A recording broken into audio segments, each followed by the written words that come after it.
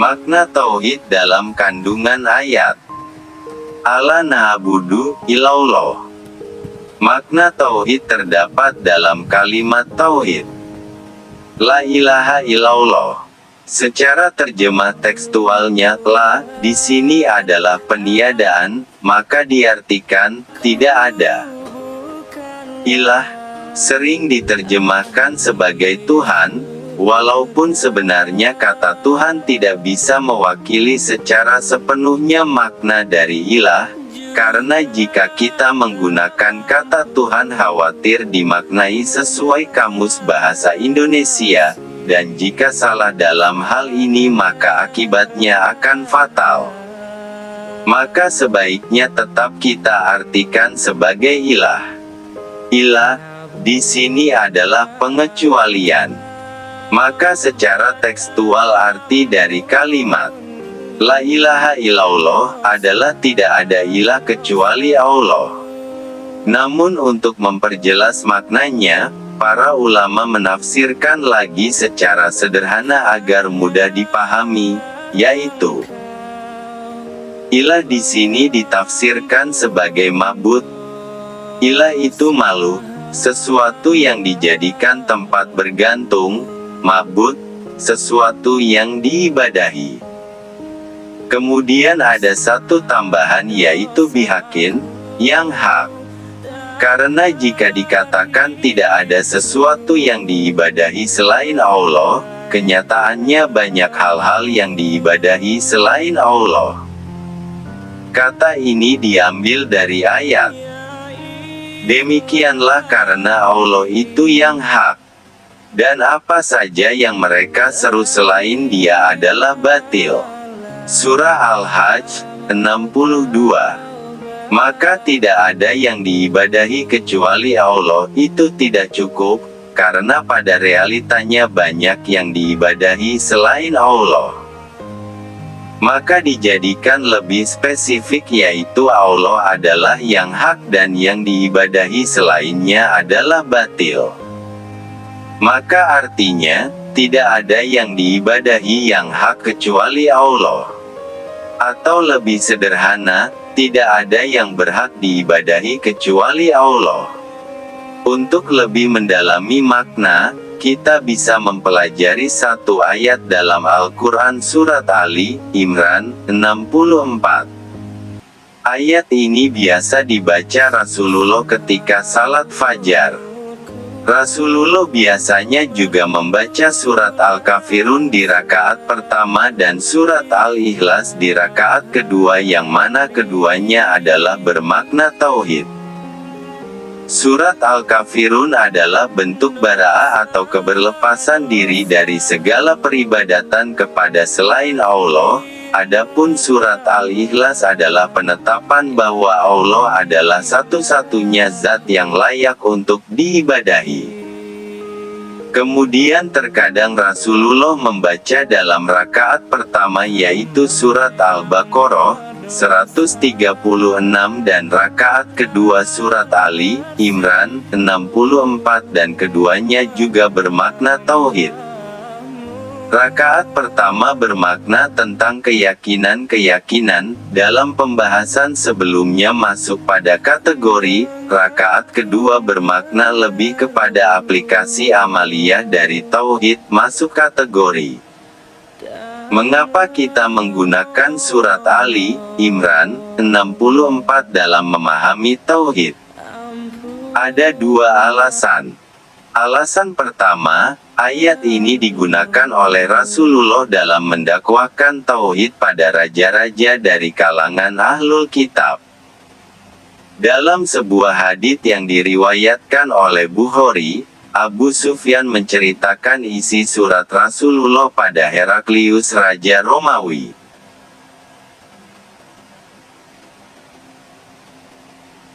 Bismillahirrahmanirrahim.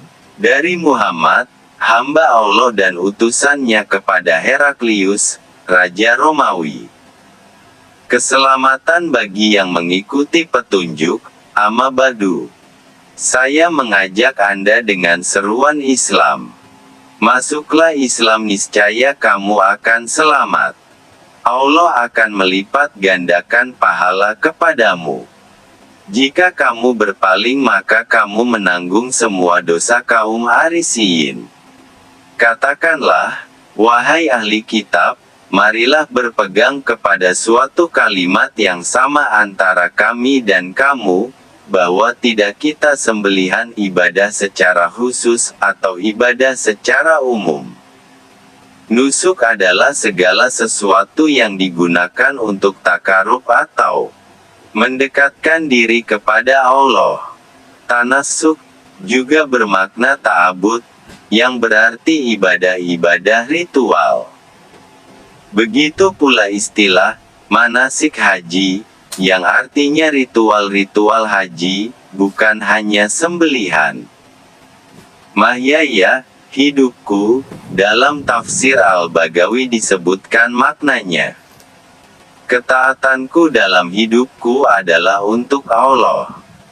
Tidak kita persekutukan Dia dengan sesuatu pun dan tidak pula sebagian kita menjadikan sebagian yang lain sebagai Rab-Rab selain Allah. Jika mereka berpaling maka katakanlah kepada mereka, saksikanlah, bahwa kami adalah orang-orang Muslim yang berserah diri kepada Allah. Surah Ali Imran 64. Maka sudah pasti ini adalah ajakan pada tauhid. Karena Rasulullah sendiri ketika berpesan pada Muaz bin Jabal ketika diutus ke Yaman bahwa ia akan mendapati kaum ahli kitab, maka ajaklah pertama kali pada tauhid. La ilaha illallah, jika mereka sudah patuh maka ajarkanlah salat, dan seterusnya. Alasan kedua yaitu karena di dalam ayat tersebut ada kata kalimat yang sama. Menurut Imamul Mufassirin at-Tabari dalam tafsirnya, arti dari ada dua pendapat. A. Menurut Qatadah dan Ar-Rabi, keduanya adalah tabi'in, adalah kalimat yang setara. B. Menurut Abul Aliyah, seorang tabi'in yang pernah hidup di zaman Rasulullah tapi tidak pernah bertemu karena tempat tinggalnya yang jauh, adalah La ilaha illallah. Di sini ada dua penafsiran, mana yang benar? Ibnu Taimiyah rahimahullah berkata, sesungguhnya jenis-jenis perbedaan dan perselisihan dasarnya ada dua, yaitu ikhtilaf tanawu dan ikhtilaf tadat. Ikhtilaf tanawu adalah yang tidak bertentangan satu sama lain. Sedangkan ikhtilaf tadat adalah yang tidak bisa bertemu satu sama lain dari segala sisi. Dan kedua penafsiran tersebut masuk dalam ikhtilaf tanawu, keduanya benar dan bisa dikompromikan. Alasan mengapa kalimat La ilaha illallah adalah kalimat yang setara ada dua. Satu, ketika disebutkan kalimat La ilaha illallah oleh seseorang, entah dia orang dari kalangan ahli kitab ataupun orang musyrik, maka kalimat itu akan menyetarakan kedudukan manusia seluruhnya di bawah Allah sebagai hamba. Tidak ada seorang pun yang lebih dari tingkatan hamba.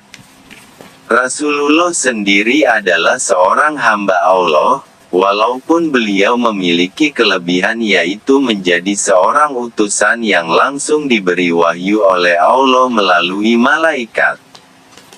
Itu adalah alasan menyetarakan kita dengan ahli kitab. 2. Alasan kedua adalah rasul-rasul yang diutus kepada mereka, seperti Nabiullah Musa alaihi salam, Isa alaihi salam, dan seterusnya. Mereka menyampaikan kalimat tauhid La ilaha illallah sebagaimana Rasul yang diutus kepada kita Muhammad yang sekalipun mereka tidak tahu. Semua Rasul menyampaikan tauhid, mulai dari Nabi Nuh hingga Rasulullah. Dan kami tidak mengutus seorang rasul pun sebelum engkau, Muhammad, kecuali kami wahyukan padanya, bahwa tidak ada yang berhak diibadahi kecuali Aku, maka beribadahlah padaku. Surah Al-Anbiya, 25. Makna dalam surat Ali Imran, 64.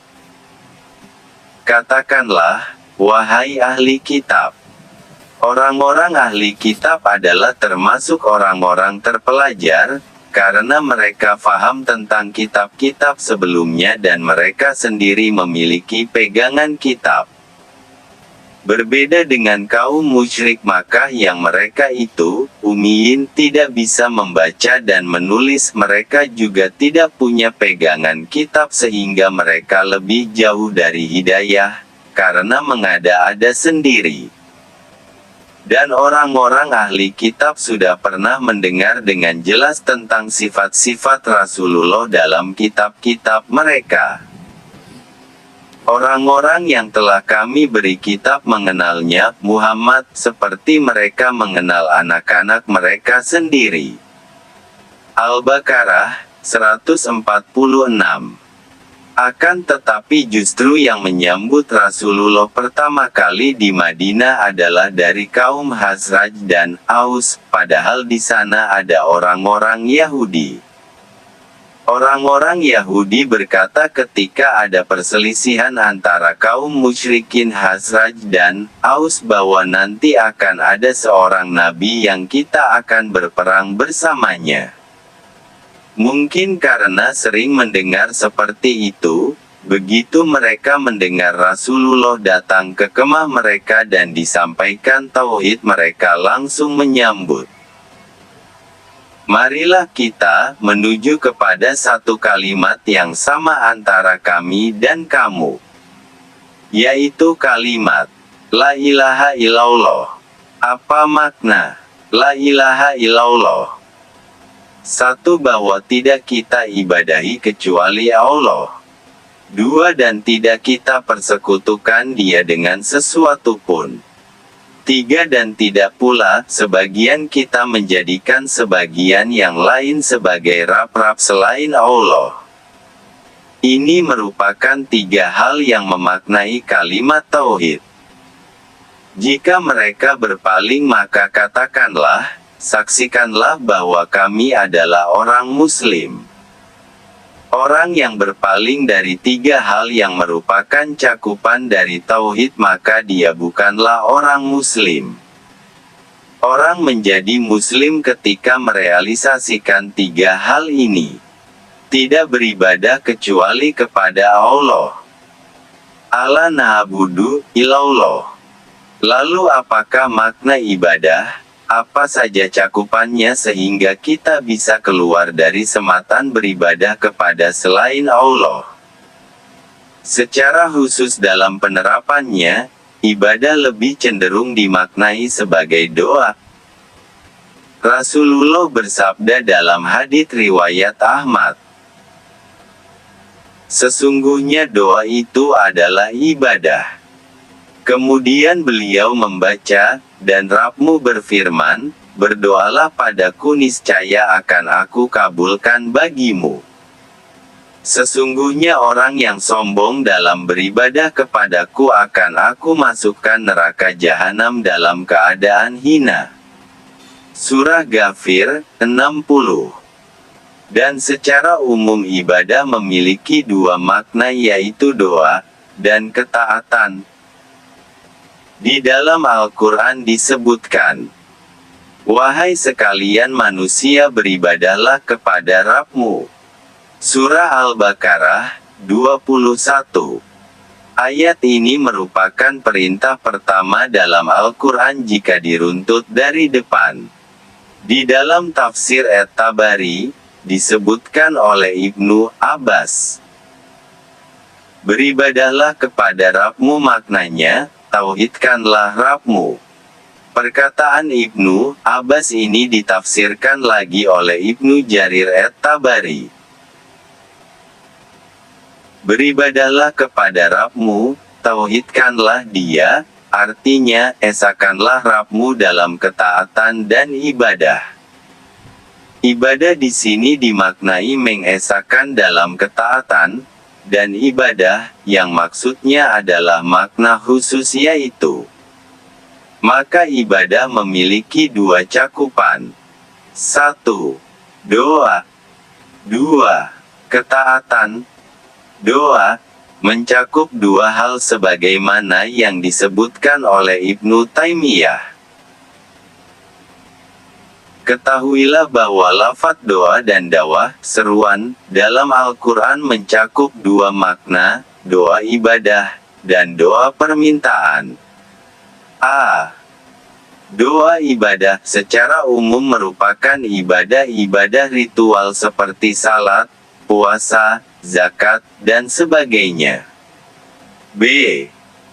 Doa permintaan secara umum merupakan doa-doa yang dipanjatkan agar dikabulkan. Solat dari segi bahasa berarti doa, maka solat juga bisa masuk pada. Disebutkan dalam Al-Quran. Sesungguhnya doamu, Muhammad, memberi ketenangan bagi mereka. Surah At-Taubah, 103. Di dalam ayat lain disebutkan, berdoalah, bersalawatlah untuk Nabi. Surah Al-Ahzab, 56.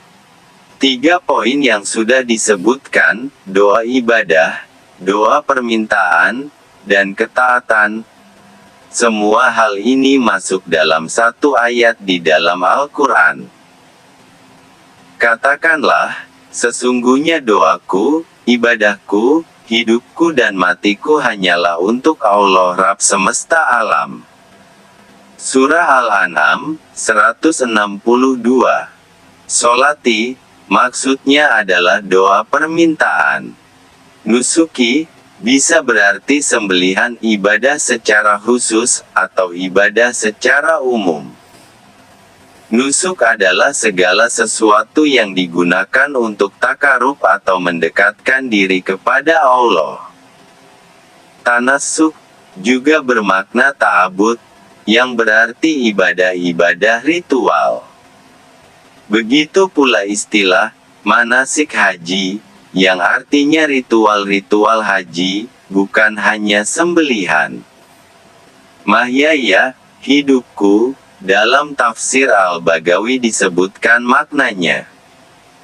Ketaatanku dalam hidupku adalah untuk Allah.